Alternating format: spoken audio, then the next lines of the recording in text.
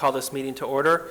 This is the City of Southfield regular meeting of the City Council, December 5th, 2022, at 6 p.m. in the council chambers. Madam Clerk, can you please call the roll? Councilwoman Banks. Present. Councilman Brightwell. Here.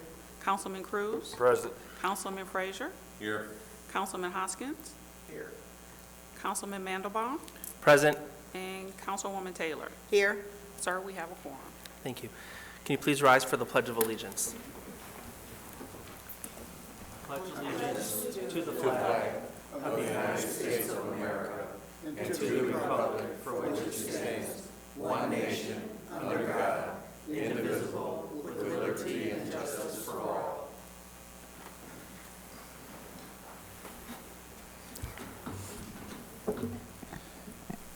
I'm going to go a little out of order this evening. Before communications, I'd like to ask the mayor for a few words. Good evening.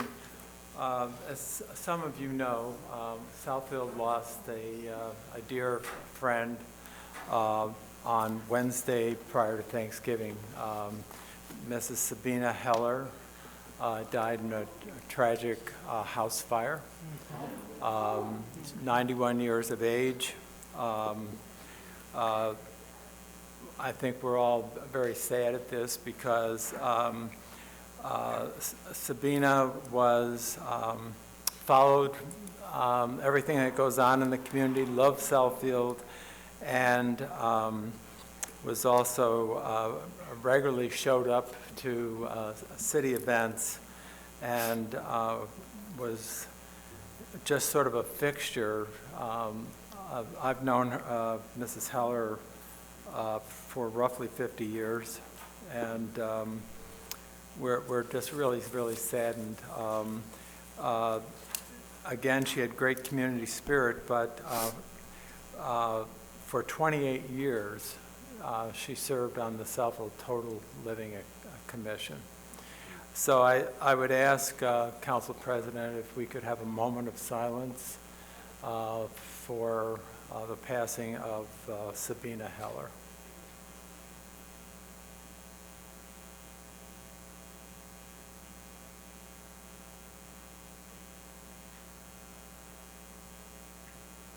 Thank you. Thank you.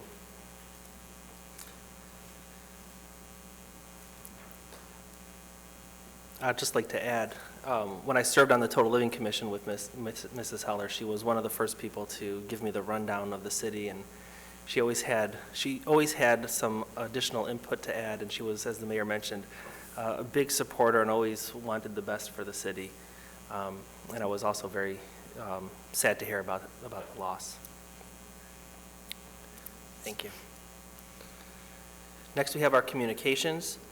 The Southfield City Council has established the following rules of procedures for all speakers. No speaker may make personal or impertinent attacks upon any officer, employee, or city council member or other elected official that is unrelated to the manner in which the officer, employee, or city council member or other elected official performs his or her duties. No person shall use abusive or threatening language towards any individual when addressing the city council. Any person who violates this section shall be directed by the presiding officer to be orderly and silent. If a person addressing the council refuses to become silent when so directed, such person may be deemed by the presiding officer to have committed a breach of the peace by disrupting and impeding the orderly conduct of the public meeting of the city council, and may be ordered by the presiding officer to leave the meeting. If the person refuses to leave as directed, the presiding officer may direct any law enforcement officer who is present to escort the violator from the meeting. The first individual who has signed up to speak is Keith Harris.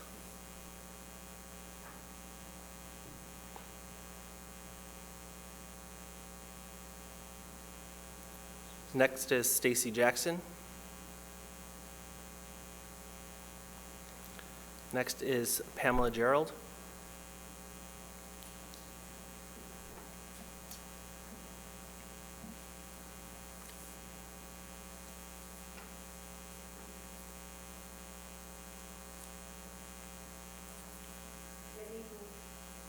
Council, can you hear me? Yes. Okay. I'm sad to hear about Miss Sabrina Eller, as I used to call her. I've known her for 40 years, my entire existence in the city of Southfield. And for those of you that didn't know her, when we were talking about the enclosed, locked marijuana facilities in 2008, she was the lady that said, you want these places now, next thing you know, you'll have a marijuana bra. She was that lady that said that. You know, I wanted to just talk to the residents about the leaves. We seem to have a lot of storm drains that are flooded and covered with leaves. If you don't understand the function of a storm drain, when it's raining, that water drains down and it goes into that storm drain. If it's covered with leaves and other debris, sticks and stones, the water can't get in there. So if you have a drain in your house, or in front of your house, not too far from your house, just take a few minutes, put on some gloves, grab a broom and a dustpan, and just get rid of the leaves so that the water can flow and move around. Councilman Mandelbaum, I'm happy to finally see you in that seat after 6 long years of being on council, when several of our other council members have been president 2, 3, 4, and 5 times. So long overdue and happy to see you there. I just want to thank the city and the council for just, while we're still in this pandemic, just working together, having the best interests of the residents at heart, and just all of the things that you've done to keep the city going and to keep residents engaged and involved, and how you just stepped in when you needed to make plans and change things for the pandemic. I'm just hearing a lot of things from several other cities and other different communities throughout the state of Michigan, and their, what I'm going to call COVID plan or COVID transition has not been as smooth as the city of Southfield. So thank you guys so much for that. And to our police and fire, you guys are truly amazing. The last thing I wanted to say is I was coming down 12 Mile Road, and there was 2 buses that had the red lights going and had the stop sign. And I was really disgusted to see how many cars drove through and did not stop. So I'm going to put all of you on notice. I'm going to be sitting there a couple of times a week. You don't know what kind of car I have, and I'm going to write down license plates, and I'm turning your license plates in. You need to stop for our kids. If you remember, we had a father that lost his child because someone didn't stop for that stop sign, and he witnessed his daughter get hit by a car and drugged by that car. Your time is up. Thank you. Next is Lewis Williams.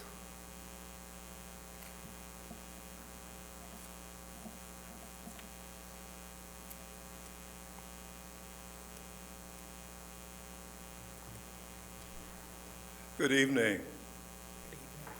I'm here again to urge the City Council to not approve any recreational marijuana businesses to not approve their being opened in our city. We don't want to do anything. One of my main concerns is for our young people. We don't want to do anything to make marijuana more available, more enticing, more, visible necessarily. Our young people, we want them to concentrate on their schoolwork, their families, and their relationships. We don't need recreational marijuana in their faces when they go to the store, when they're going to school, or involved in their various activities. Southfield is the Southfield All-American City. Sometimes I hear it referred to as the family city. I don't want it called the marijuana city. I don't want people to be able to say, go to Southfield and buy all the marijuana you want. And also, it's important to consider, I certainly would not want to live near a recreational marijuana business. And I think I'd be safe in saying that most of you would not either. That being the case, why would we impose that upon any of our other citizens? And there is a concern about the possibility or the likelihood of increased crime in the area of the recreational marijuana business. So I don't want people to say, you want some marijuana? Go to Southfield and buy as much as you want. Southfield is a fine city. We want to keep it that way. We don't want to knowingly do anything that may increase crime in our city. And we love our young people. We don't want to make marijuana more visible and available and enticing to our young people. So I close by, again, urging that you vote no on allowing recreational marijuana businesses to be open in our fine city. Thank you. Thank you. Next, we have presentations. Mr. Mayor, this is your presentation.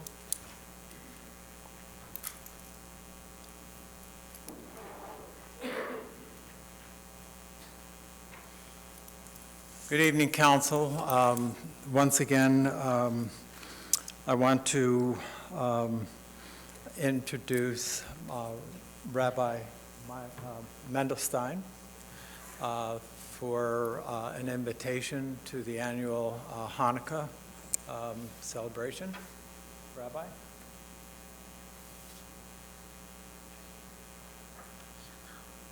Thank you very much, Mayor, Council President, and all the council members. I'm very happy to be here in person to once again invite you all and present the annual Southfield menorah lighting. And thanks to COVID, it now includes a parade, a vehicle parade that we added because of COVID, and it worked out so well that we're keeping it.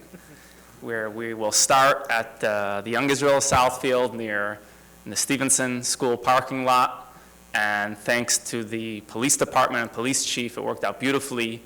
And we paraded through a number of side blocks until we made it right here to the city, followed by a menorah lighting and treat drop, thanks to the fire department, which we started that last year, and it worked out very nice, and we hope to continue it. And I want to thank all the different departments, the Public Works, and obviously the fire department and the police department and the city as a whole for everything that they do all the time, and especially for accommodating and making this beautiful celebration. And I hope everybody will come, light, or, rain or snow, ice or wind, whatever it may be, we will be there. As the mayor knows, we've had some tough years with lots of snow, but we will do it, and we will spread a little bit of light, because a little bit of light, when it's dark outside, spreads a lot of light.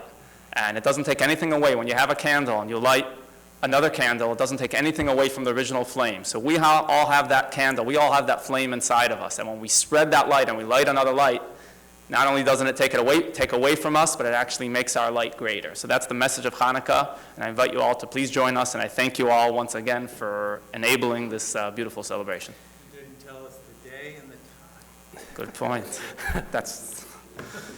The date is in 2 weeks on Tuesday, December 20th, 2 weeks from, what's today, Monday. So it's going to be on Tuesday, just December 20th at 5:00 p.m. You can reserve, if you would like to actually join the parade, you can reserve at southfieldmenorah.info. I will send a personal invitation to all the council members. And if you'd like to have a menorah on top of your vehicle, we offer a menorah, electric menorah that goes on top of your vehicle so you can help spread the light, and we'll have music. We start the lineup at 5 p.m. The parade actually leaves at 5:30 p.m. And then we get to the city around 6 p.m., followed by the rest of the celebration. Thank you very much.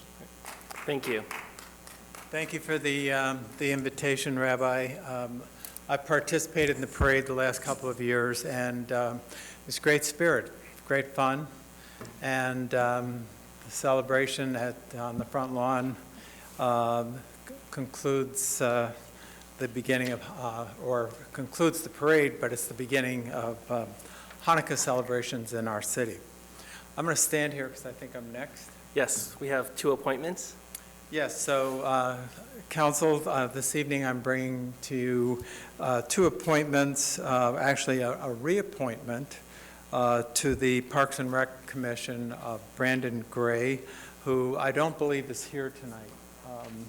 However, I am appointing, due to a commissioner who moved out of the city, I'm recommending the appointment of Shanna Baumol, and Shanna is here. She's come up.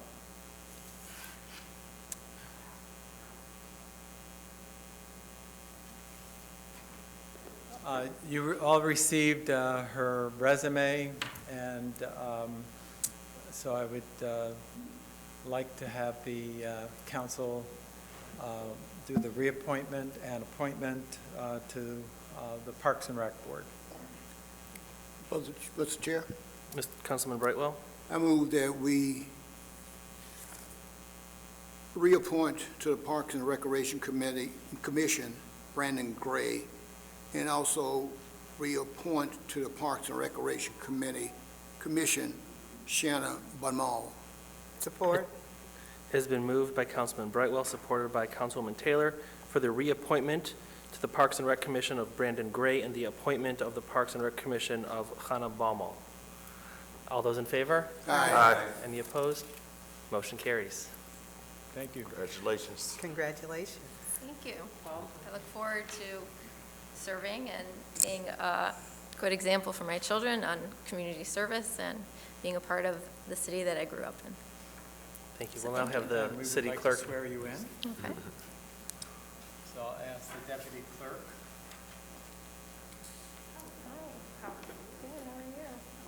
Good. Can you please raise your right hand? Do you solemnly affirm that you will support the Constitution of the United States, the Constitution of the State of Michigan, and the City Charter of the City of Southfield, and that you will faithfully perform the duties within the office of Parks and Recreation Commission? Yes. Here, just need your signature right there.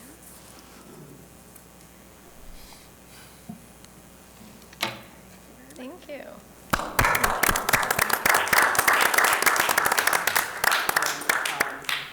Director Fields is in the back of the room, so she'll connect with you.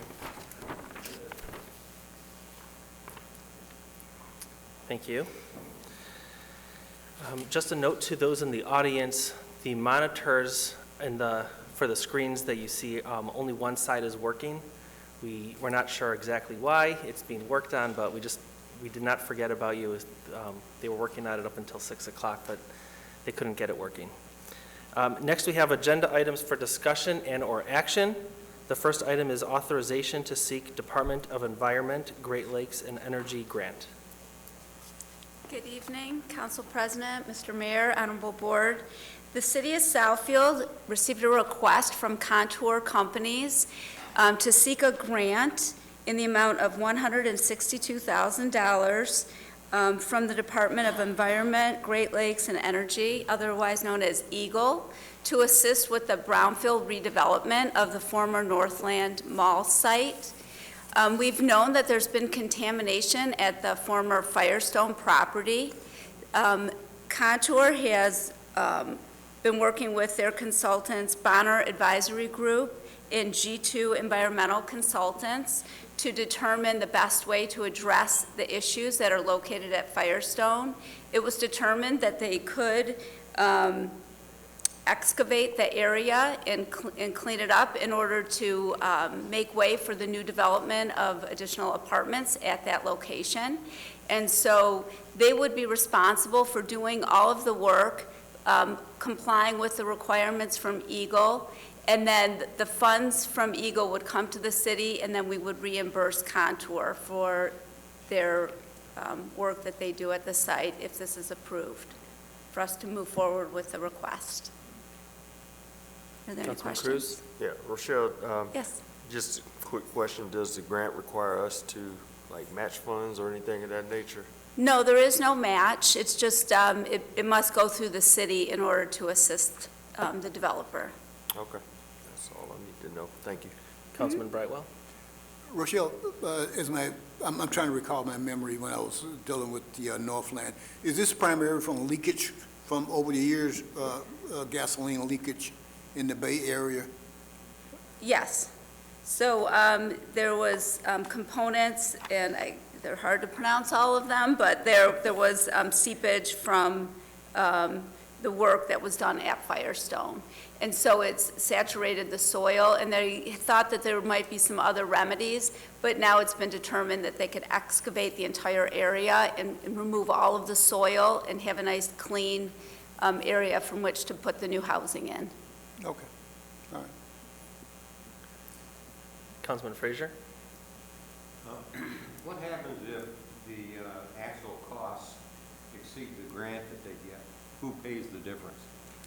Contour is responsible for the work, so they would be responsible for paying that. That is an eligible item through our Brownfield TIF.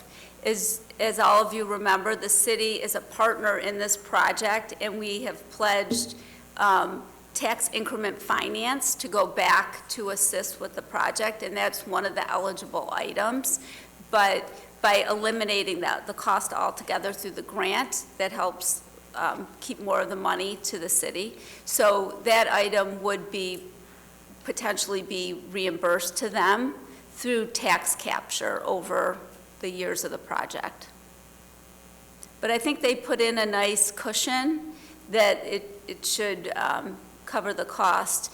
And Eagle has been very willing to work with us, so should the costs go out of control, I think that they would be open to us amending the grant request.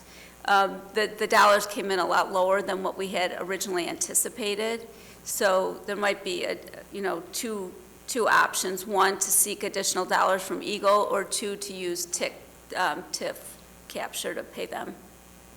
Okay, and the second question is, the excavation that they do, is that where the building is going to be?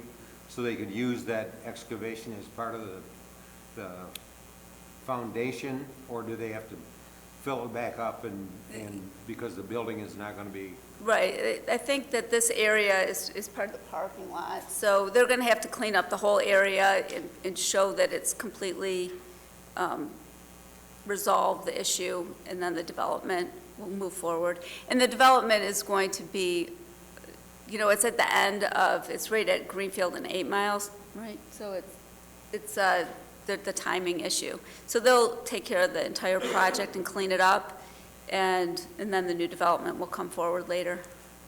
Okay, thank you. Councilman Brightwell? Rochelle, I have another question, and I don't recall seeing it. How will this slow down the development there? No, not at all. No. This is concurrent? Yeah, absolutely. There's a lot going on at the site right now, and if you drive by, you can see that the buildings are going up, and there's a lot of energy at the site, but it's a big project, and it's going to take a while to get to where they're at, so. Okay, so when do you anticipate, assuming funding is given, the cleanup, or when do you anticipate this spot being cleaned up? I believe that if they get the grant, once we submit the request, that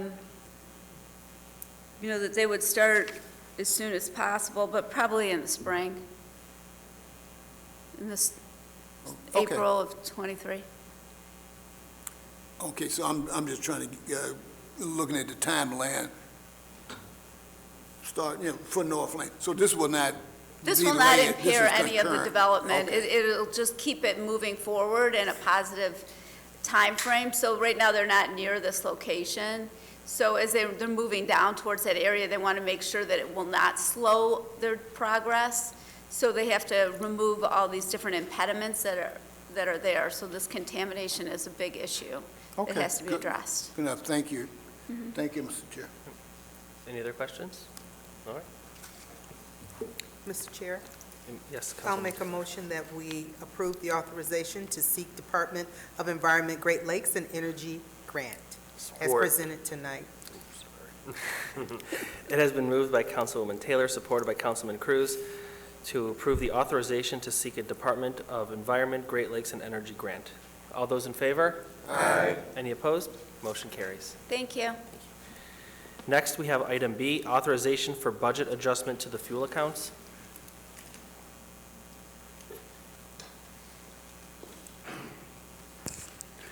Yes, Your Honorable Body, I come before you with the inevitable request to increase the budget for the two fuel accounts, both for the unleaded and for the leaded. As expected, the prices have stayed, especially on the diesel, I should say unleaded and diesel, has stayed up higher for the diesel than for the unleaded. This has necessitated the need to adjust the unleaded gasoline by $190,000 and the diesel by $225,000. The city, I've also provided for you the last 3 years of usage, and you can see, except for the huge spike, we were on a fairly even keel. And now with diesel at $5.45 a gallon and gasoline is the only thing that's lowering, we feel that this should take us through for the rest of the year. Therefore, we ask that the city allow for these budget adjustments. Okay, thank you. Council, any questions? Okay. Mr. Chair, Councilman Brightwell. I move that we authorize the budget adjustment to the fuel account as presented. Support. It has been moved by Councilman Brightwell, supported by Councilwoman Taylor, to approve the authorization for the budget adjustment to the fuel accounts. All those in favor? Aye. Any opposed? Motion carries. Thank you, folks. The next item I have for you is authorization for a contract to redesign the Harvard lift station. As you know, we have 15 sanitary lift stations and one stormwater, that's Lockdale. The Harvard lift station originally went out to bid 2 years ago. Prices came in approximately at the same level. However, the Eagle did not give us a grant to complete the work, or not a grant, but permission to complete the work. We are just finalizing permission. We had approximately $1.9 million in the budget. The lowest bidder, DiAgostino and Sons, bid $1.727,500,000. And we figure there'll be an approximately $431,875,000 for it, of which there is money sufficient in the budget to cover for this. This, for those who don't know, this is the one that's impacted the most when the county system is overflowing. It diverts into our system, and if we don't fix it, we're prone to flooding. Okay, Councilman Brightwell. So Patrick, in reading this, in layman's terms, what does redesigning this thing, what does that mean to me? Okay, there were two main things. One is the type of diverter needs to be changed, that when the county system backs up, we have to have the ability to shut off the system or turn on the system. Right now, it's called a blade. The blade isn't working properly. And also, we have to redo our pumps because, how do I put this delicately? All of the flushable wipes that people use are essentially false. They're not flushable. You can flush them, but they go through the system and they're back up ruin the gears to the pumps. I've seen pictures of that, yeah. So these new pumps are actually grinding pumps They'll be able to grind the material through, and that's how it's a redesign.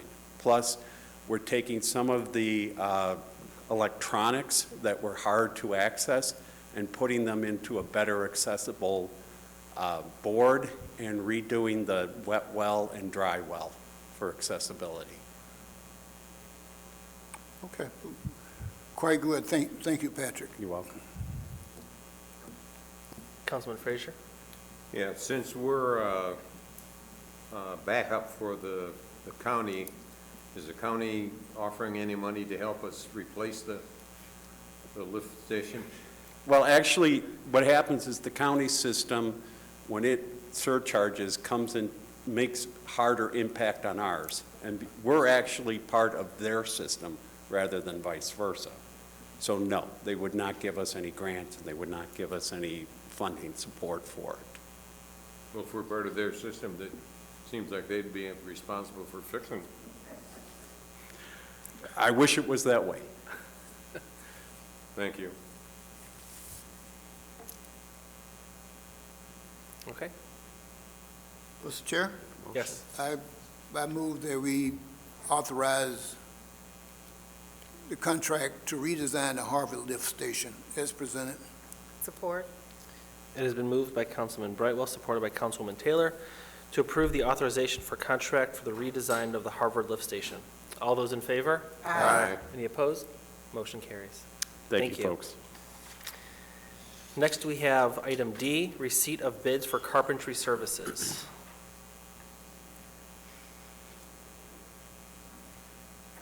Thank you. Good evening, Council. Southfield maintains several skilled trades under contract.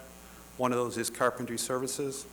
We received bids November 10th for the new contract. We only received 2 responses, Allied and M&M. Allied does our garages now, and they do our plumbing, so it's a large company with many services. M&M is a smaller company we've not used before, but they've been in business 9 years. They do work for Walmart, so we're recommending that both bids be approved.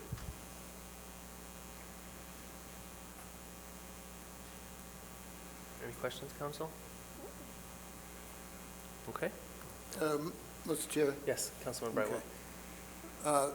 John, in reading through this, this contract is confusing to me, really, in reading through it.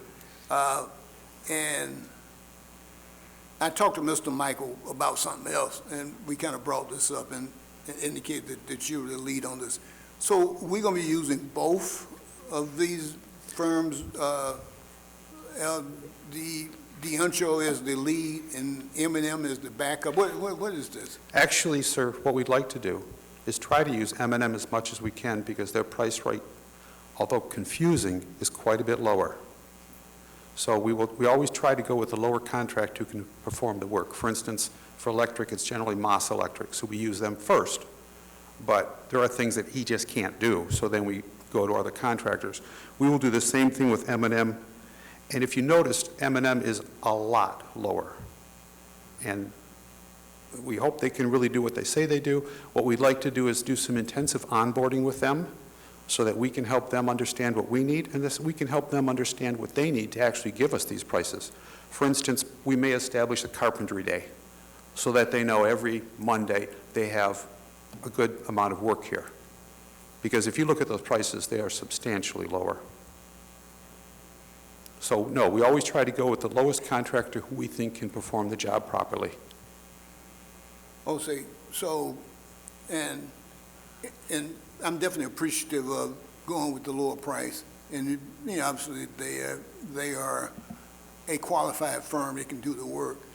So, will you or you have someone designated to actually track this with a spreadsheet or something? How will you track these kind of things to make sure that we are using them in the most appropriate manner? Well, it's not difficult at all. They're lowest in absolutely everything. So they will be our first call. They are lowest in every category by a substantial margin. Even their markup on goods is 2% instead of 20%. So if they can stay with their prices, then we'll be calling them all the time.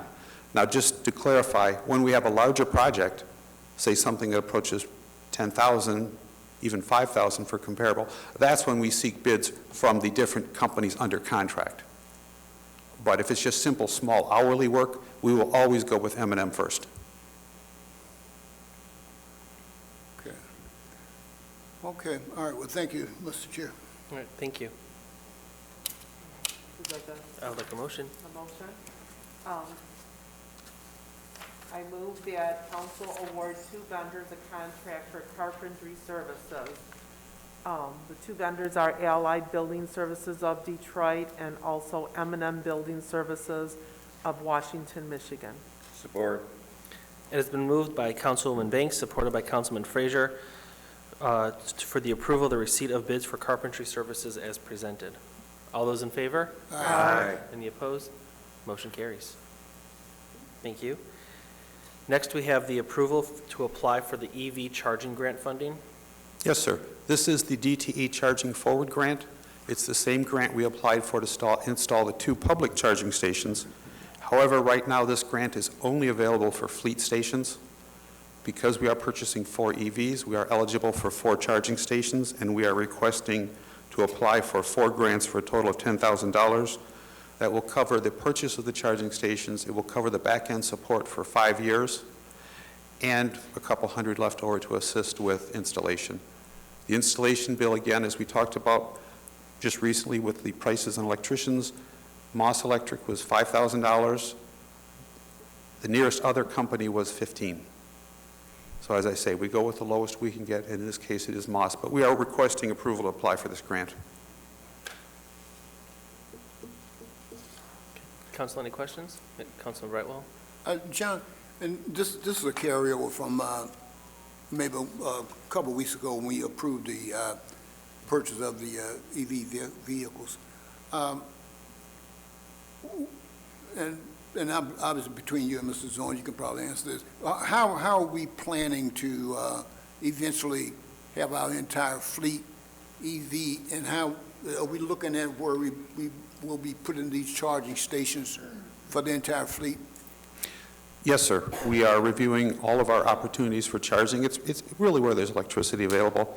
Fortunately, since we're a primary DTE customer, meaning we have our own transformer, we do have a lot of electricity.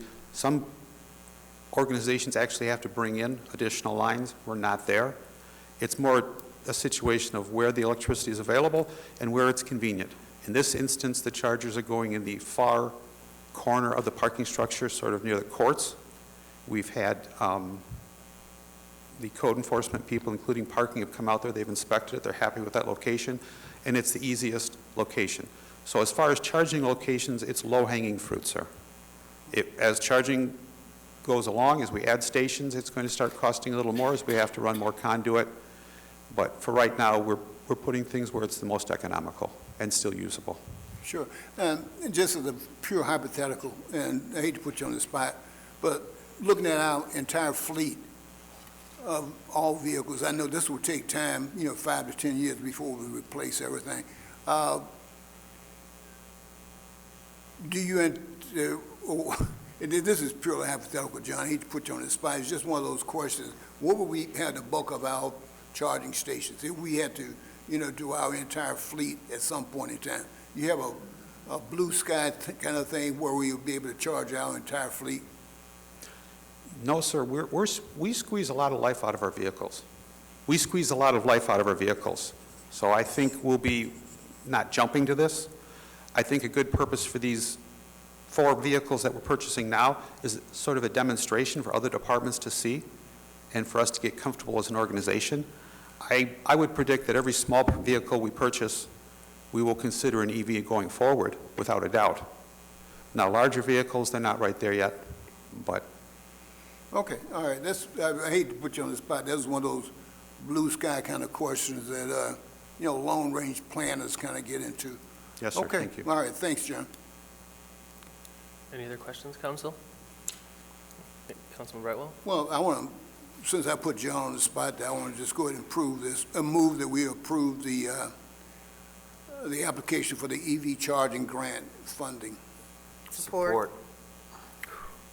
It has been moved by Councilman Brightwell, supported by Councilwoman Taylor, for the approval to apply for EV charging grant funding. All those in favor? Aye. Any opposed? Motion carries. Thank you. Next, we have the elevator maintenance contract funding increase. All right, sir.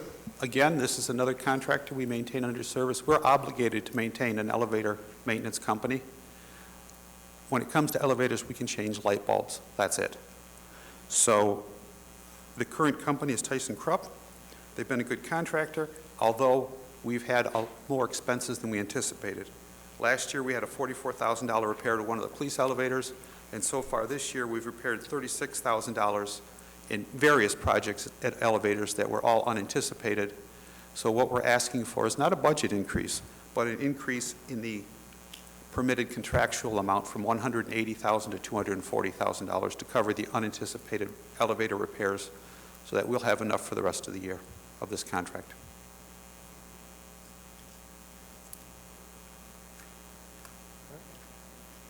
Councilman Taylor? I was going to say we didn't have any questions. I'll make the motion. Go right ahead. Mr. Chairman, I'd like to make the motion that we approve the elevator maintenance contract funding increase as presented here tonight. Support. It has been moved by Councilwoman Taylor, supported by Councilman Brightwell, to approve the elevator maintenance contract funding increase. All those in favor? Aye. Any opposed? Motion carries. Thank you. Next, we have the additional leaking underground storage tank remediation. Yes, sir. This is the city-owned parking lot on 8 Mile west of Family Dollar between the two carpet stores. We purchased it in 1986, and it's really been underutilized, so in 2020, council approved selling it. As part of the sale process, there was an environmental study conducted, and an underground storage tank was discovered. It was found to be leaking. The tank has been removed. There is grant money to cover this. We've already spent $36,000 on remediation studies. All but $2,000 was covered under the grant. PM Environmental, who is our contract environmental firm, recommends another $50,000 in additional testing, soil testing, well testing, water sampling, and so forth. We anticipate the entire $50,000 will be covered under grant. This is a grant established by a penny or two that we all pay per gallon when we buy gasoline. So although we will get the money back, in fact, with the $36,000, we never even paid anything. We received the check and we turned it to PM Environmental. We're anticipating doing the same, but regardless, it is a $50,000 expenditure, so we are required to request your approval. Council, any questions? Okay. Mr. Chair, Councilman Taylor? I'd like to make a motion that we approve the approval of the additional leaking underground storage tank remediation as presented here tonight. Support. It has been moved by Councilwoman Taylor, supported by Councilman Cruz, to support the additional leaking underground storage tank remediation. All those in favor? Aye. Any opposed? Motion carries. Thank you. Thank you, Council. Thanks, John. Next, we have a presentation and discussion on the draft Sustainable Southfield 2.0 Comprehensive Master Plan for the next 5 years. I know that this will be, the Planning Department has been working very hard to give us a different type of master plan that is unique. And Terry's going to provide, about a month ago, all council members should have received a draft in their email. Hopefully you've had a chance to look at it, and Terry's going to give us the 20,000-foot overview of everything that's in there. Thank you. Good evening. I know, excuse me, I know our monitors are limited, but I'll do the best I can.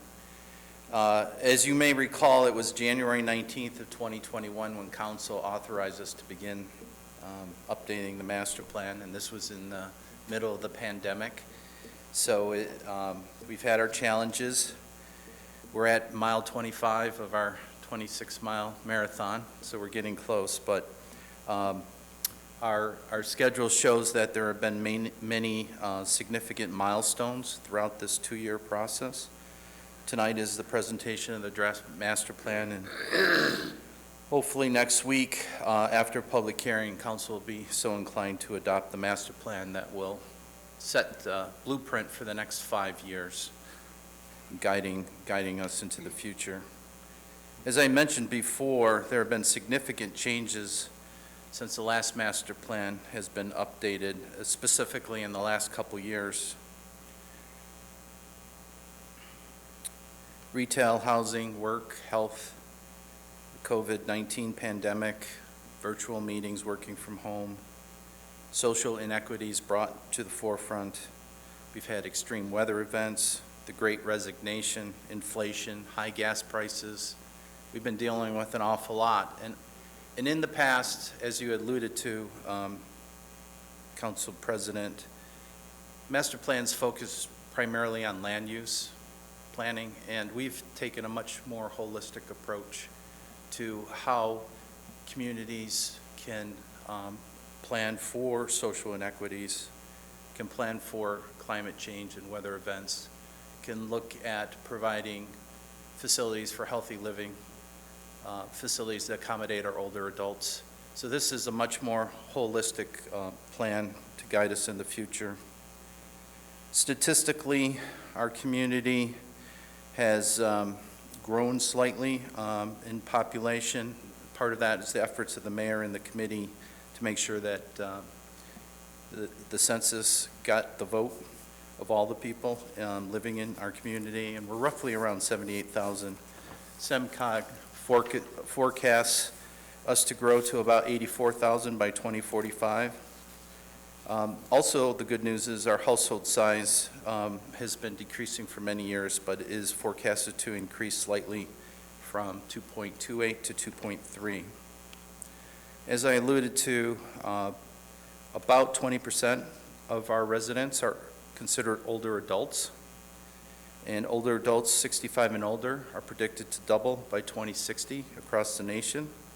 We also have 13,000 residents living with some type of disability, and we have just over 11% of persons living in poverty in our community.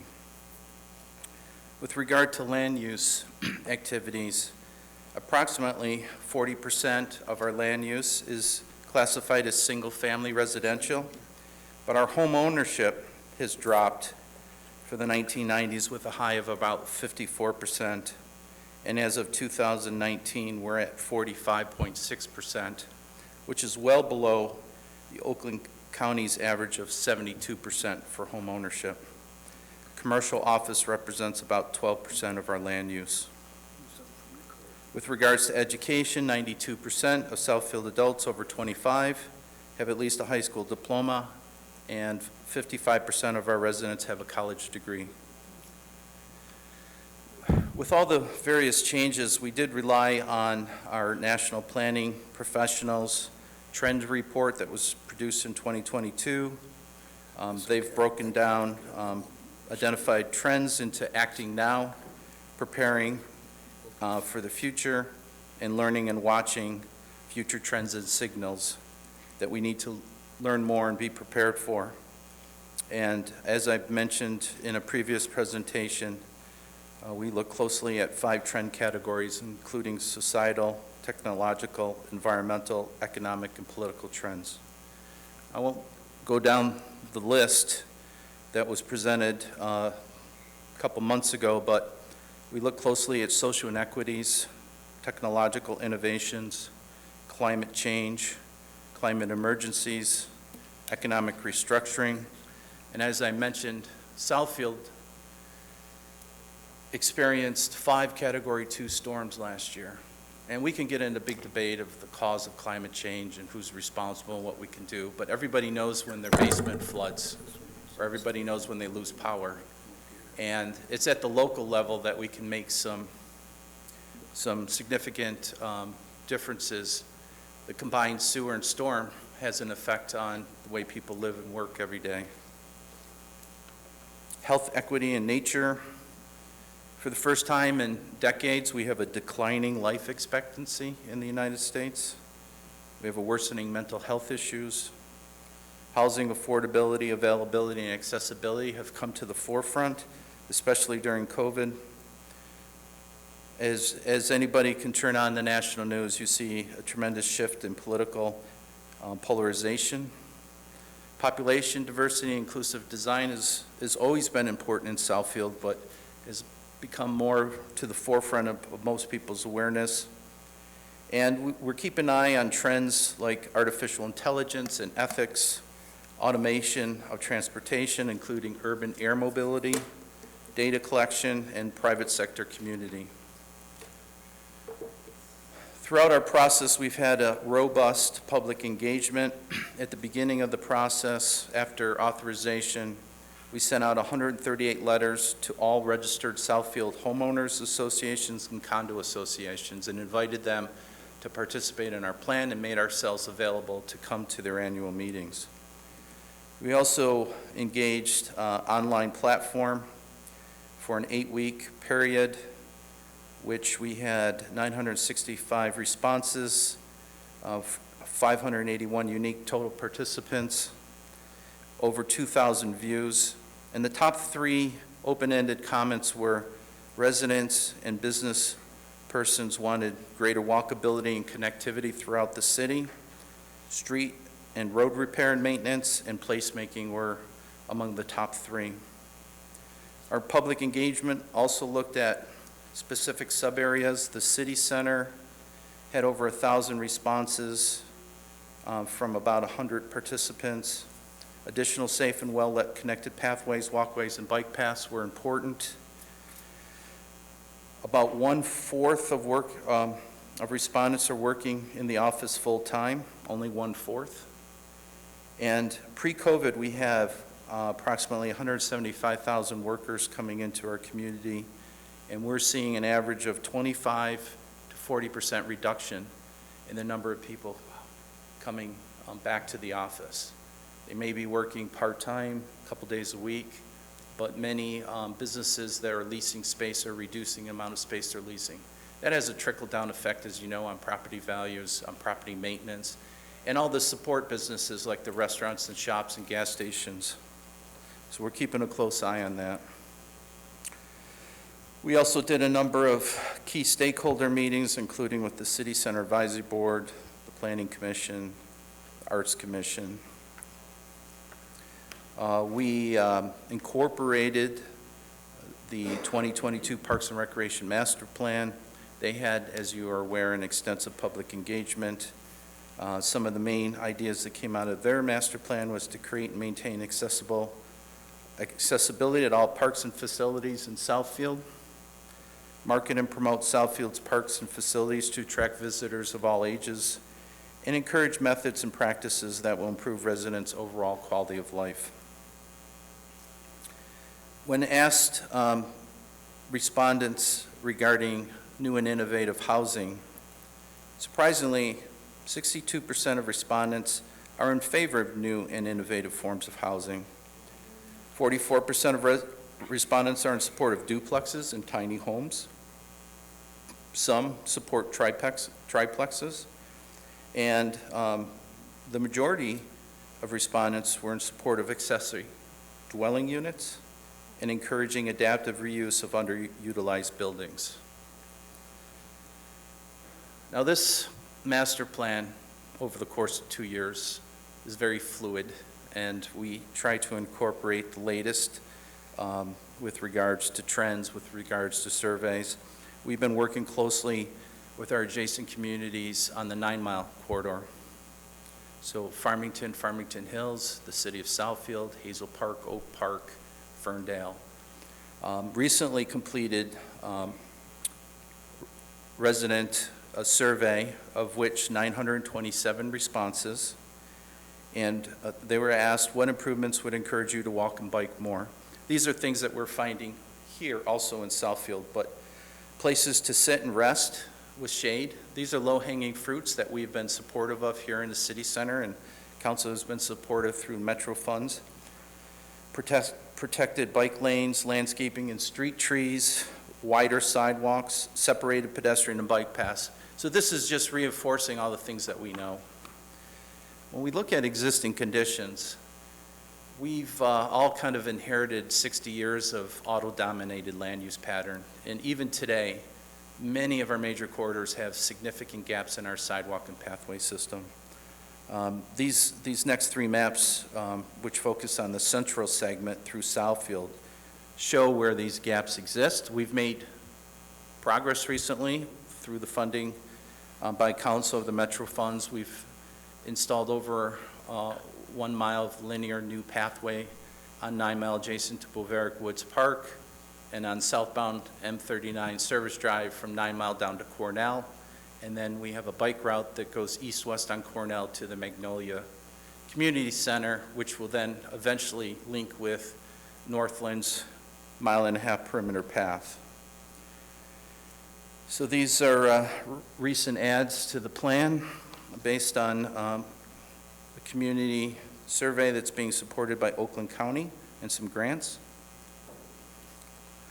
We've also started an education campaign regarding being more sustainable. One of the major recommendations in the master plan is to complete a sustainability action plan and a climate action plan over the next couple years. So we've printed up simple things that residents can do to reduce energy consumption and to reduce their carbon footprint, and we have been passing these out at Eat to Beat concerts. We've had them in City Hall lobbies, and residents have been positively supportive. We are working on 10 major themes in our sustainability plan, which are outlined here: community, quality of life, environment, infrastructure, mobility, energy, waste, technology, economy, and the government. And we will have more to share with you in the upcoming year or two. One of the things that they recommend is that we take a baseline assessment of our existing facilities so we know where we're starting from and where we're going to be setting our goals. And we also thought it was important to survey public employees that work here in Southfield to get a sense of what their knowledge is of sustainability. So part of an education and outreach, all employees were encouraged to fill out a 15-question survey. We had 75 respondents. 97% of those that completed the survey agree or strongly agree sustainability is an important aspect of our city. When asked about water and sewer quality, over 3/4 said that safe and reliable access to clean water is important. 81% supported modernizing city facilities with energy efficiency. 75% supported education, and 82% agree or strongly agree that maintenance of ecosystems, habitats, air quality, and natural resources are important for our community. As you may be aware, we're required through the Michigan Planning Enabling Act to have the draft plan available for public review for 63 days. That included sending the plan to all of our adjacent communities, regional entities, and any registered utilities. On November 2nd, the Oakland County Board of Commissioners found the plan not inconsistent with plans of all adjacent communities, but they noted in emphasis on our accessible and affordable housing projects, healthy population, sustainable growth, preservation and protection of the environment, and they felt that we had a robust public engagement provided throughout the public input process. The Road Commission of Oakland County also was supportive of the vision of Southfield. And through the course of all these public meetings, working with the Planning Commission, we came up with about a dozen vision statements that are summarized in the report. Everything from neighborhood policing to sustainability, equity, and creating an age-friendly community. Part of our redevelopment ready certification requires now not just to put these things in a booklet, but to develop an implementation matrix with the goals, objectives, the responsible parties, that being either departments or boards or commissions, a timeline, either near, medium, or long-term, and a priority, low, medium, or high. So Going through the entire plan, we came up with about 115 objectives that were outlined through the various chapters. I'm just going to highlight a few. Under healthy living was to promote active living by making it safer to walk or bike to daily activities like shopping, work, school, and recreation. Revise the city's public engagement plan to incorporate more innovative and inclusive engagement methods that are shown to be effective in reaching underserved populations.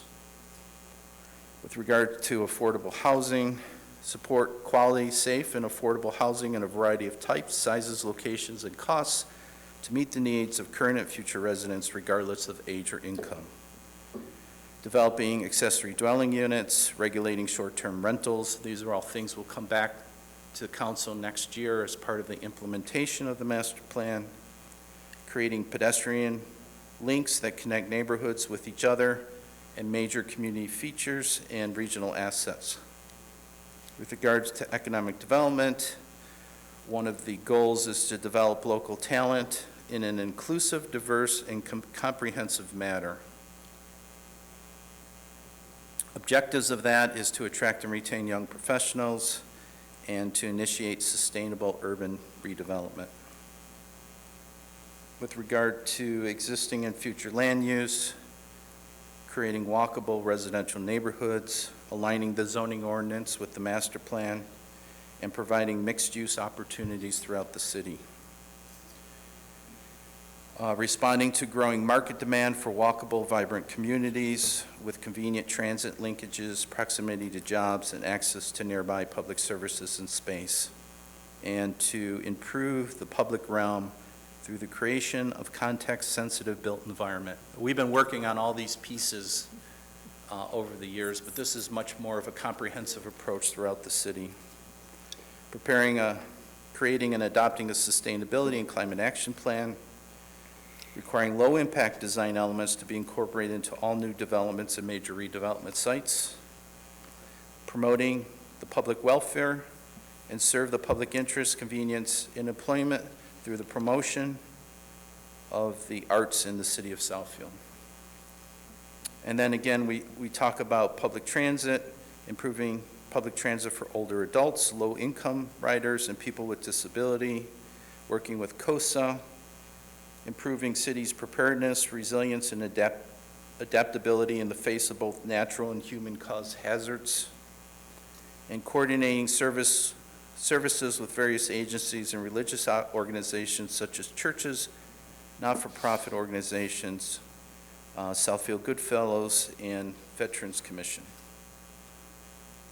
Now, this plan could not have been prepared without the contributions of many various individuals, boards, commissions, departments, and outside key stakeholders. And this is just a summary of a list of many of the people that contributed to the master plan. So with that, Mr. Chair, that was my high-level overview of the master plan. Each of you should have got a digital copy. We are working on close to 300 pages of the original text and another 300 pages in our appendices. So with that, I'd be happy to answer any questions that the council may have. Thank you, and I'm sure we would all agree, you know, giving us the master plan a couple weeks ago to review it all was definitely helpful. But I do know that there are some questions, and we'll start with Councilman Cruz. Yes, thank you. Yes, it was a very nice reading before I go to bed at night. Terry, I think I just got one question. Who creates the surveys that go out to people to get this information? Well, it's a combination, depending on what venue that we used with the social media platform. We worked with their consultants on questions that had been vetted with other communities, and then adapt it to local Southfield specifics.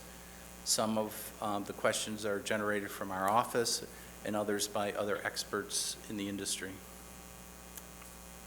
Okay, but not one particular company or organization that does them, huh? No, but that, like, for example, that 8-week engagement, they had a library of questions that have been used and vetted with other communities that we used and incorporated for our particular survey. Okay. And the reason I asked that simply was because some of the data that you presented had response rates that went into 80s and 90%, and I'm wondering like what kind of questions they were, because again, you know, with surveying and getting opinions, you have to ask the question in a way that's not going to be biased in any way, so that people are giving their true opinion, because ultimately people want to respond to opinion polls like they're taking a test or something, and they want to be right, so, Yeah. you know what I mean? And so that's why I just Yeah, wanted I to be understand clear it. on kind of And how we're doing this. I'm for not example- talking against it, I'm just Yeah. saying. For example, when I stated 90% agreed or strongly agreed. That's So the combined. question was asked, there was strongly disagree, neutral, agree, strongly agree. So we might have had 52% agree and 28% strongly agree. So when I paraphrased, 92% agreed or strongly agreed. Okay. All right. But it's broken down specifically in the survey results. Understood. Okay. That was all I had, Mr. President. Thank you. Councilman Brightwell? Terry, I want to thank you for the presentation. As usual, I compliment you and your department for the work you do. I appreciate this. This is informative.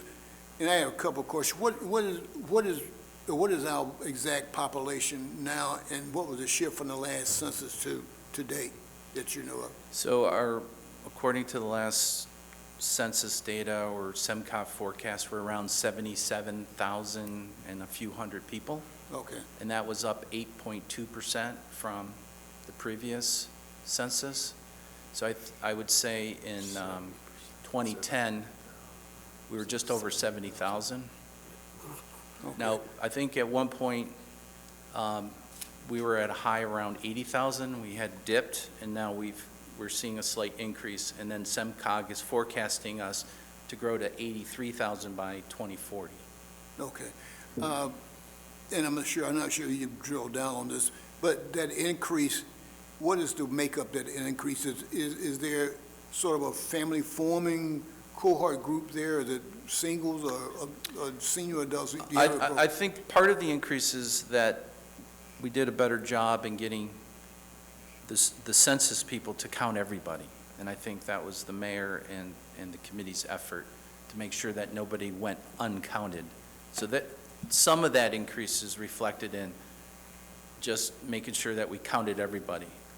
But our population is close to 20% older adults, which is much higher than the state of Michigan and nationally. And because the baby boomers are getting older, that number is projected to double. So we can expect a higher increase of older adults. We also have had decades of shrinking household population size. There's fewer children, people have fewer children, and there's a different definition of what the family is nowadays. It's not just the traditional mother, father, and children. It makes up many single parents and extended families and grandparents and so forth. So all of those have factored into changes. What I've said, though, is that everybody is important here in our community, especially our older adults. But if we don't start providing more housing options, we need to attract the younger professionals in general, because those are the ones that once they move here will become the family forming ages that start having children and starting investing their time and energy into our community. So if we just went on the same trend, we're just going to continue to increase our older adults.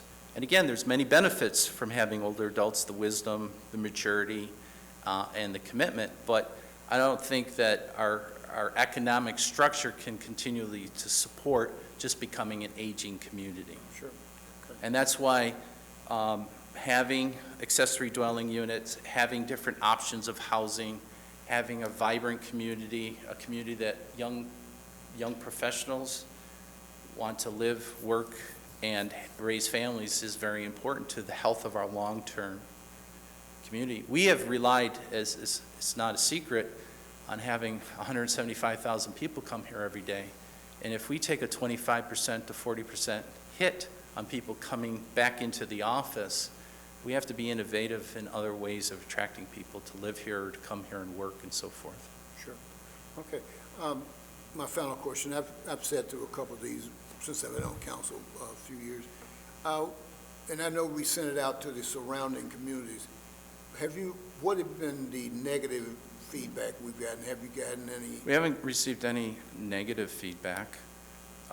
Every community that's is adjoining our border receives a copy of the plan and are encouraged to respond.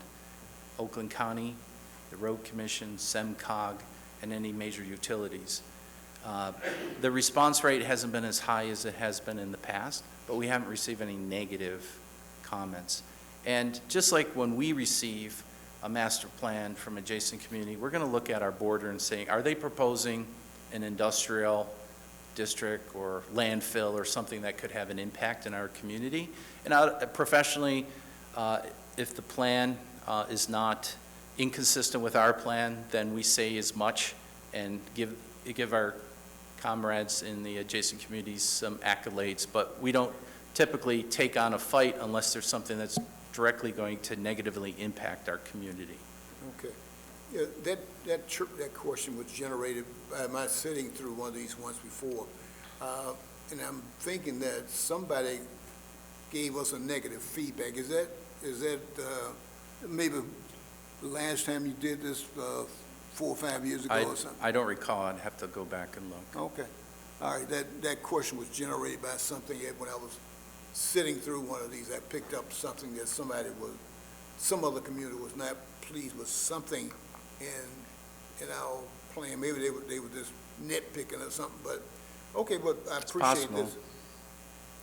I appreciate this. This is very valuable information for anyone who's, working for the city of Southfield. Thank you, sir. Thank you. Councilman Frazier? Yes. In your study, what percentage of the population is considered underserved? I'm not sure exactly I understand your question as far as underserved. You don't understand what underserved means? Well, not specifically what you're asking. We had the Human Services Department contribute to our master plan and incorporate their statistics, but I don't know off the top of my head. Well, underserved means that they're struggling to stay afloat. And my question is, what are we prepared to do to work with the underserved? In your report, you have sidewalks for people to ride bicycles and walk and rest and everything else, but time after time after time, if you read the papers or listen to the news, the underserved seem to be ignored. And when I first got involved with the city, the state had a program for energy conservation. And what they did was they had a truck with an infrared camera that drove down the streets and took pictures of the homes at night so they could get a picture of the energy leaking out of their homes. And then we invited the people in to talk with them and show them where their homes were leaking energy. And for those people that couldn't afford to fix up their homes, the Total Living Commission, I was on a Total Living Commission, we went out to their homes and we plugged as many leaks as we possibly could. The state supported us with, I was crawling around in attics and down in basements and and putting, packing behind switch boxes so that, to reduce the amount of cost that these people that are struggling could take advantage of. I'd like to see what we're going to do with the underserved. Second part is, was this study in connection with the schools, or did we do it independently from the schools? We sent the schools our master plan early in on the process, had repeated requests to respond, to give us updated information, and finally, we did get the school board to work with us to update their chapter of the plan.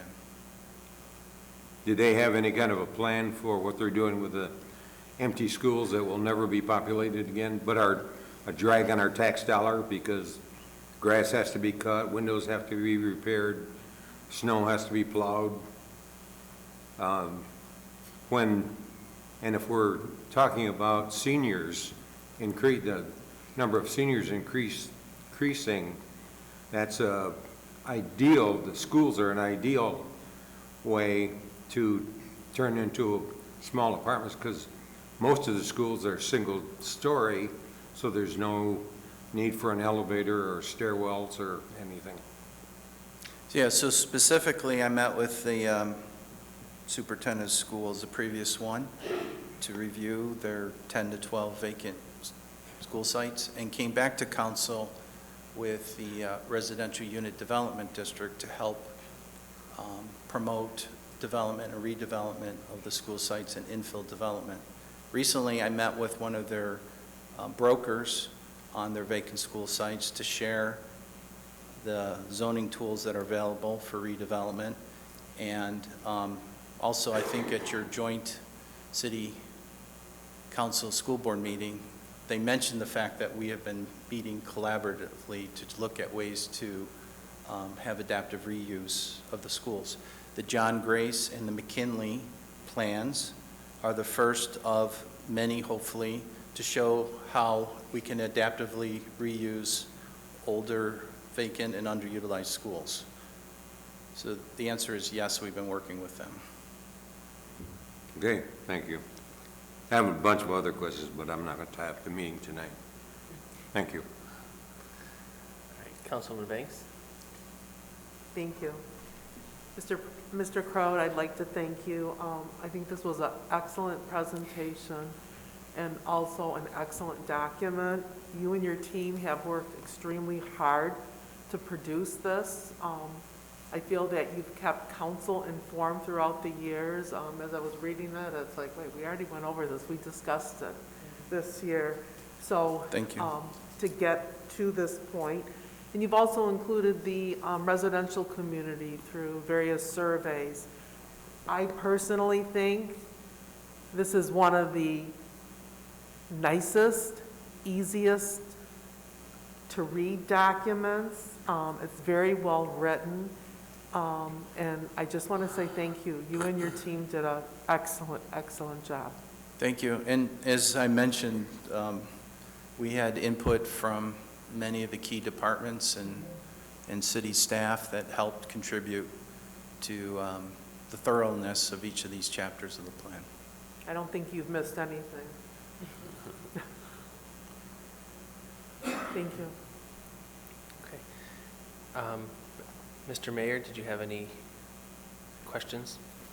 Yes, thank you. I also want to congratulate the planning department and the leadership of Planner Crode. I think what really sets this plan apart is the whole sustainable aspect, and that is very forward thinking. As far as I know, there are only a few communities around in Southeast Michigan that are talking sustainability. I know Royal Oak is one, Ann Arbor is another. There may be a few others, but these are the communities that have come to my attention. Matter of fact, I attended a sustainability session last June in Royal Oak that as our planning department has been reconfigured, we have a sustainability position within the planning department, and that's what I noticed in the two other communities that I just mentioned. So,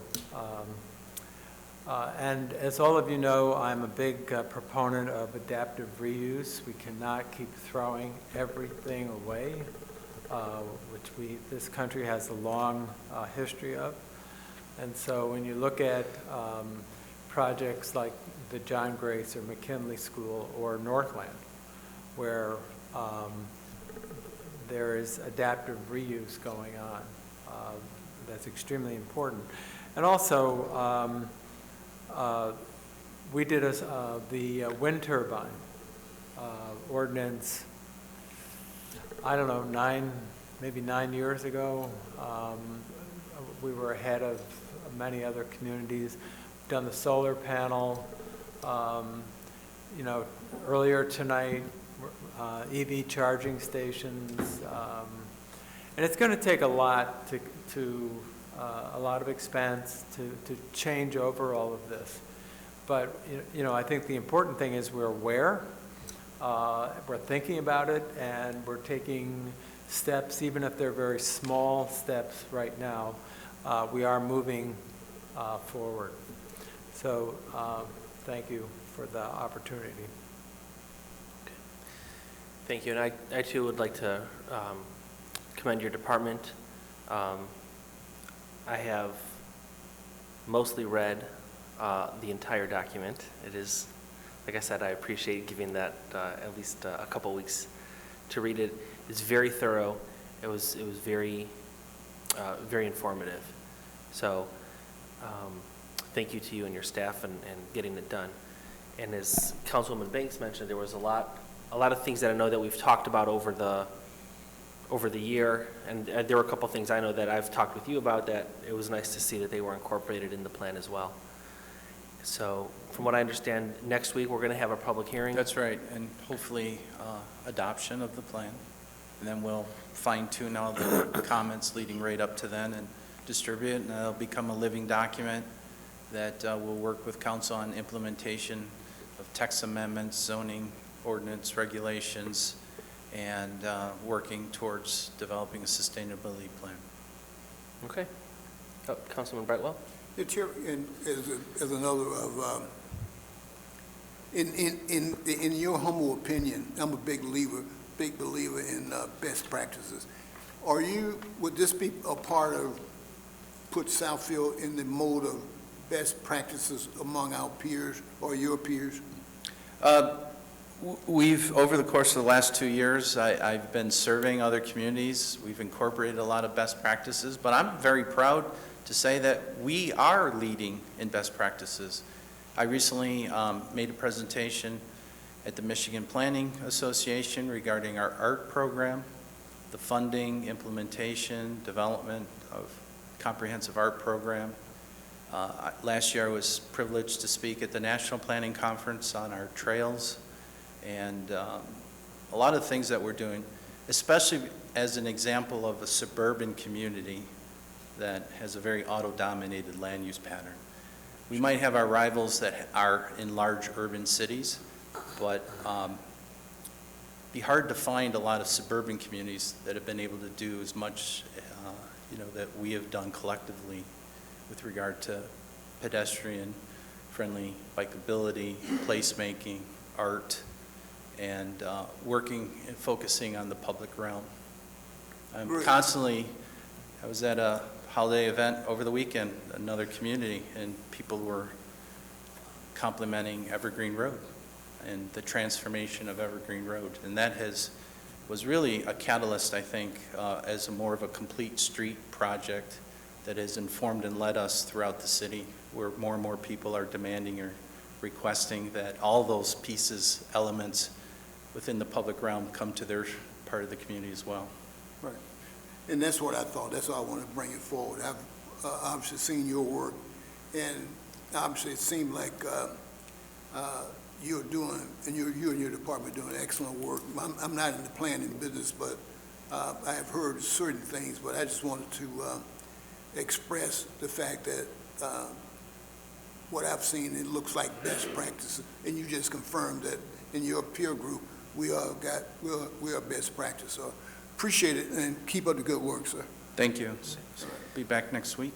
Yep, thank you. Unless So there's any council, further if there's any comments? last-minute comments, you have, or not last minute, but you have at least a week before our public hearing to bother the planning department and get that, your wish list in there.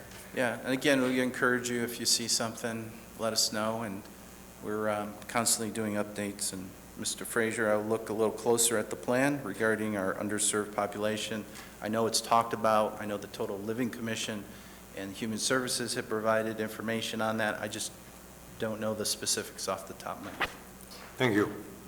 Thank you. I would also like to say that I appreciate all the work that went into putting this plan together. And I know it wasn't an easy task, and it was, but it was a good report. Okay. Councilman Taylor? Terry, before you leave, I just wanted to also say thank you to everything. And at the National League of Cities Conference, Southfield is one of the cities that they're talking about, and they do use your master plan to help them with other cities too. So everything that you said at the podium is correct. Or, I mean, it's true. I hear it all the time. But I also wanted to commend you for not only making and putting in plans, but you're also looking at our ordinances and bringing those along for the changes as well, so that we don't have to go back and say, oh, now we have to go back and change the ordinance. You do them together. So I just wanted to commend you on that. Thank you. Thank you very much. Okay. All right, next we have our council portion. We have 2 travel expenses. Mr. Mr. Chairman. President, go right ahead. Mr. President, I'd like to move that we approve the travel expense report for Jason Hoskins, attending the Congressional Black Caucus in Washington from September 28th through October 2nd. Support. It has been moved by Councilman Cruz, supported by Councilwoman Banks, to approve the travel expense for Councilman Hoskins to attend the Congressional Black Caucus in Washington, D.C. from September 28th through October 2nd. All those in favor? Aye. Any opposed? Motion Mr. carries. President, Yes. I'd also like to approve, move that we, Councilman Hoskins? I just wanted to say that I'm abstaining from that vote, and I'm going to be abstaining from this one as well. Okay, thank you. all right, again, I'm sorry. Go for Mr. it. President, I'd like to move that we approve the travel expense report for Jason Hoskins, attending Communities in Action in Washington as well, October 11th through 13th, 2022. Support. It has been moved by Councilman Cruz, supported by Councilwoman Taylor, to approve the travel expense for Councilman Hoskins to attend the Communities in Action, Washington, D.C., October 11th through 13th. All those in favor? Aye. Any opposed? And 1 abstention from Councilman Hoskins. Motion carries. Thank you. Next, we'll go through council. Councilman Hoskins, do you have anything for this evening? No, other than thank you for approving those reports. All right. Councilman Brightwell?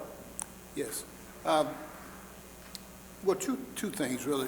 I want to mention to Mr. Zorn, I want, please pass on my pleasure in seeing our seasonal display in front of City Hall. And I mentioned it last season about the harvest display. I was really pleased with that, and I understand you passed that on. So definitely pass it on to the individuals or departments that are responsible for it. It's pleasing to the eye when you pull up and you see that there's a seasonal display here. The other thing, this is for the veterans. Our Lakeshore Legal Aid is sponsoring an expungement clinic for veterans on January 20, 2023. And my little knowledge of the legal aspects of expungements, and that we have some veterans who have things on their record that keep them from being employed, or even keep them from being considered, or even their resume or application being looked at. But this clinic will get, it's for veterans who have those things on their record that will keep them from, improving their lives and or enhancing their life and or their family. So please register before January 13. And this, you will register at, and obviously I'm going to present this website, but feel free to call here at City Hall, and I will obviously respond to you. You would, it's pro bono, PROBONO, at lakeshoreleGalAid.org. So that way you will obviously pre-register, and you will obviously sit with a legal aid representative. Will get the process started, getting certain things off your record that that are able to be removed, and you will be obviously not hindered by something that is in your record. Thank you, sir. Councilman Taylor? Yes, I just want us to remember, I'd like to send my condolences out to our Oakland County Treasurer, Rob Whitberg, who lost his brother, and also to our neighbor, Mary McClellan, who lost her husband, who is also the stepdad to the former Andy Meisner. So at this time, just keep families that's going through bereavement and illnesses high on our list of prayers so that they can have we can just remember them and keep the memories of them fondly. Everyone take care of yourself, and don't forget to reach out to your family and friends, because the holiday season is stressful and sad for a lot of people. And as you know, a lot of people go through hardship. And if you're feeling down, maybe you would reach out to a friend because you need it. You might be surprised at how much you're helping them at the same time. So just keep others in mind during this season, because it does bring out sadness in a lot of families and people. So that's all I really want to just remind us, to be thoughtful of others in this time of joy of this holiday season. Thank you. Thank you, Councilman Cruz. Well, that just caught me off guard right there. I hadn't heard any of that, so I'm very sorry as well to hear that news.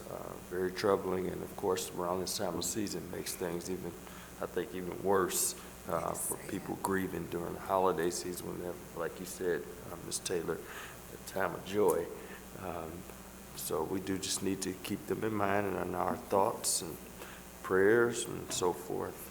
But I don't have much else to add today other than that. I think Mr. Brightwell already mentioned about the lights outside of City Hall. They look marvelous. And so if that's not on your regular route throughout the city, take a few minutes and come down and check it out. It's when I pulled up today, that was the first time I had seen it. It's one of the most dynamic things I've seen. I said, wow, man, Southfield's really got it going on. So thank you to the administration and all the staff that put that together. The second thing I wanted to say was during public comments, Ms. Pamela Gerald came up and spoke about the fact of cars not stopping for schools and school buses. And I just wanted to second that, that notion. I've seen it. I've been, I don't have school-age kids anymore, but going to schools in the morning and stuff, you saw it all the time. Or if I stop for a stop sign on the bus, people get behind me and they start honking their horn. And I'm like, what are you doing? We got to let, the kids need to be safe and so forth. So I just want to put another shout out to Ms. Pamela, as well as to all the people that are listening right now, to just please be more conscious about your driving, as it relates to our kids especially, but just in general. We're coming into the colder time of the year. It's going to be ice and snow. It's going to be harder to stop. So just be careful, and let's all look out for one another. Thank you. Thank you. Councilwoman Banks? Thank you. Just a few public service announcements. Tomorrow, Southfield will be kicking off the holiday season with the annual municipal campus street lighting ceremony. It will be held here starting at 5:30. The festivities will begin with a welcome by city officials, the arrival of Santa, and the lighting ceremony will be held approximately 5:45.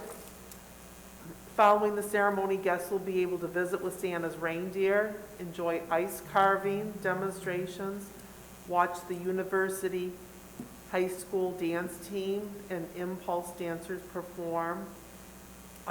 Santa Claus will also be visiting with the children inside the Southfield Pavilion. That will be happening tomorrow. Also, the city of Southfield has extended their yard waste collection. I believe this is the week that it usually stops, but now it's going through December 16th. So if you still have leaves out there, the city... Ms. Banks, I don't think that's correct. The yard waste? Yard waste was not extended. It's on the city's website. I'm sorry? It's on the city's website Yeah, that it was extended. Just posted. Was it? Because last I knew, we were ending this week, because I was going to mention that. Okay, I stand corrected. So it's been extended through September 16th. December. Or, excuse me, December 16th. I'm going backwards. I'm sorry, I jinxed you. Yes. Also, the City of Southfield Police and Fire Departments, in partnership with several community supporters, will be sponsoring a holiday sleigh of giving that will be held December 17th from 11 to 1 here at City Hall. Families in Southfield and Lathrop that are in need, are encouraged to attend. This will be held on a first-come, first-served basis as far as the gifts that will be given to the children and the participants. And I think that's all that I have to say right now. Thank you. Thank you. Councilman Frazier? Yes, I'm thankful that I'm back. Just listening to what was going on tonight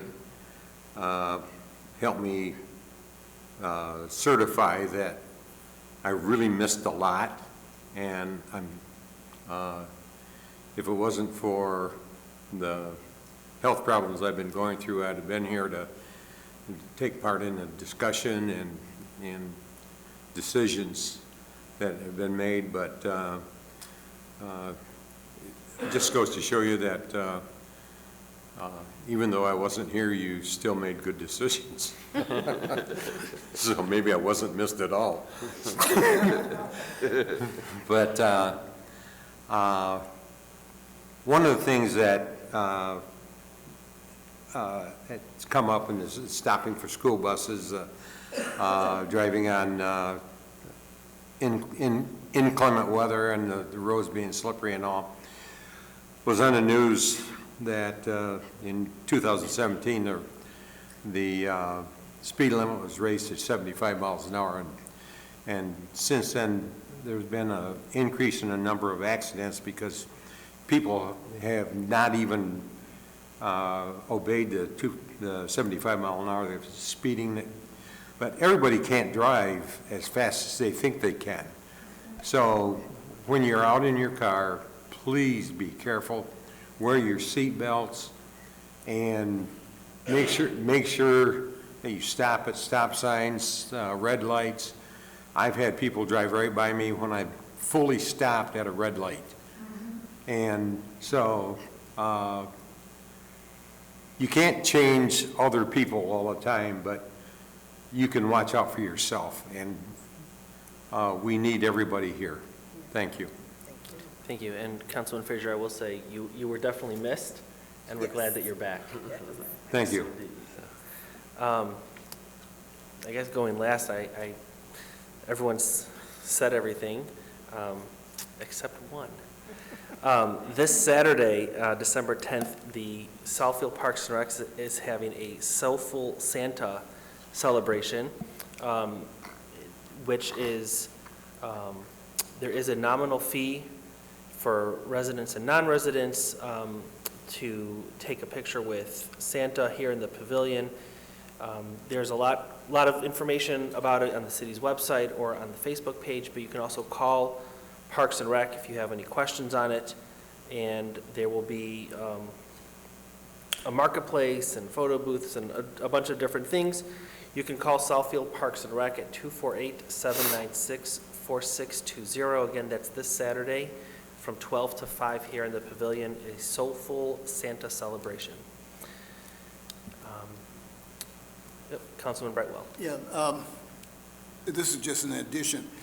Since we were talking about human and automobile contact, one of the most, and this is a scary event, one of the most disheartening things I've heard or read was in the last couple of days, we got a police report that there was a deer contact with an automobile. Once the officers arrived, that was actually a human being, had been killed on telegraph. So the most important thing is, and I think everyone, all council members have stressed the importance of being defensive driving and being aware and being courteous to pedestrians and definitely school kids. Thank you, sir. Thank you. All right. Next is the mayoral portion, and we also have 2 travel expenses for the mayor. Mr. President. Councilman Cruz. Move that we approve travel expense report for Kenton Siver attending the National League of Cities Conference in Kansas City from November 15th through the 19th, 22. Support. It has been moved by Councilman Cruz, supported by Councilman Frazier, to approve the travel expense for Mayor Siver for the National League of Cities in Kansas City, Missouri, November 15th through 19th. All those in favor? Aye. Any opposed? Motion carries. Mr. President, I'd also like to move the that we approve the travel expense for Kenton Siver attending Michigan Municipal League in Muskegon, Michigan, October 18th through 21st, 22. Support. It has been moved by Councilman Cruz, supported by Councilman Frazier, to approve the travel expense for Mayor Siver for the Michigan Municipal League in Muskegon, October 18th through 21st. All those in favor? Aye. Any opposed? Motion carries. All right, Mr. Mayor. Yeah, I would like to report that we concluded the big break on Saturday. Of about 110 yards were done. Want to thank particularly Lawrence Tech, as they provided a lot of young muscle, and they had some terrible conditions. If you remember how things were on November 19th, with very frigid conditions, and then this Saturday with the high winds and the rain and so on, but the kids came out, about over 200 Lawrence Tech students. And the program is really not possible without the volunteers. There was some chatter online that this is a city service. I want to make sure that people realize it's not. This is an all-volunteer effort. And that we are grateful for Great Lakes Ace Hardware on Greenfield Road, north of 12 Mile, Southfield Home Depot on Southfield Road, and Lowe's of Southfield on Telegraph for the donation of thousands of yard waste bags. Again, this program is all volunteer. It's not, no city resources are spent on it. And we also had a number of individuals participate. We're grateful for them, and a church group or two. So once again, we had a very successful big rake. And I know that our elderly residents that are homeowners are greatly appreciative of this endeavor. That's all I have this evening. Okay. Thank you. Administration? Thank you, Mr. President. I'd like to remind council that we do have our precursor to the beginning of the city's budget process, where council will gather on Wednesday from 12 to 3. Light lunch will be served. I'm asking and encouraging each council member to be thinking to have a short list of 5 goals. We'll begin the session with our finance director presenting an overview of where we ended the last fiscal year at June 30th, and then ask each of the elected officials.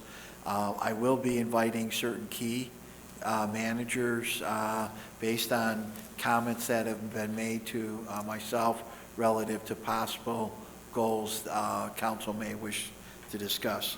We'll be gathering in the council's study room for that session. I'll share some excitement. Pat Ryan, I believe, has already left, and I want to recognize John Thompson. In our Public Works group, we received notice that we received a grant for trees in the amount of $10,000 today. So we're excited about that. I'd like to just recognize Terry Crode and the entire planning department on the master plan, which council hopefully will approve next week. As I look at the evolution of master plans, I really think that they've come, just the things that are being included, the diversity, equity, inclusion, especially the social equity components, more dialogue about what a community can do to reach the underserved, deal with mental illness, on the sustainability, and within that definition, one of the pillars is diversity, equity, and inclusion, social equity in particular. We talk about energy, whether it's homes being tested for energy, and that, how are we a greener community, what can we do to reduce our carbon footprint, and that the next plan to be produced at energy sustainability.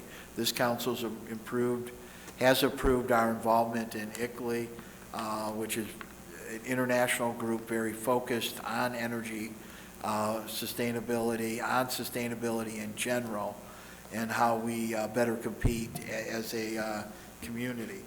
I'm really appreciative to hear the traffic comments this morning, today, because just this morning, as I was crossing 10 Mile, I stopped for a school bus to watch 4 people pass me. While I drove Evergreen at 38 miles per hour, I watched 2 cars pass me from the center lane. I will be speaking to the police chief, so these comments just reinforce the need for me to have that conversation with the police chief. The list of activities have been covered very thoroughly tonight, and I appreciate that. And that concludes my remarks. Thank you. Thank you. Madam Attorney? Good evening. I have nothing further to add. Thank you. Thank you. Madam Clerk? Good evening. I have nothing to add. Okay. I don't see anyone else. We have nothing to schedule except a reminder that we do have our meeting on Wednesday at noon in the council study. After that, we have our closed session this evening. Need a motion? I move that council adjourn into the council conference room for a closed session to discuss performance evaluations. Support. It has been moved by Councilwoman Banks, supported by Councilwoman Taylor, to go into a closed session for a performance evaluation pursuant to Section 8A of the Open Meetings Act, PA 1976, number 267. Roll call, please. Councilman Mandelbaum? Yes. Councilwoman Taylor? Yes. Councilwoman Banks? Yes. Councilman Brightwell? Yes. Councilman Cruz? Yes. Councilman Frazier? Yes. And Councilman Hoskins? Yes. We have a unanimous vote to go into closed session, sir. Thank you. So we will now be moved to the room next door for our closed session. Thank you. Thanks.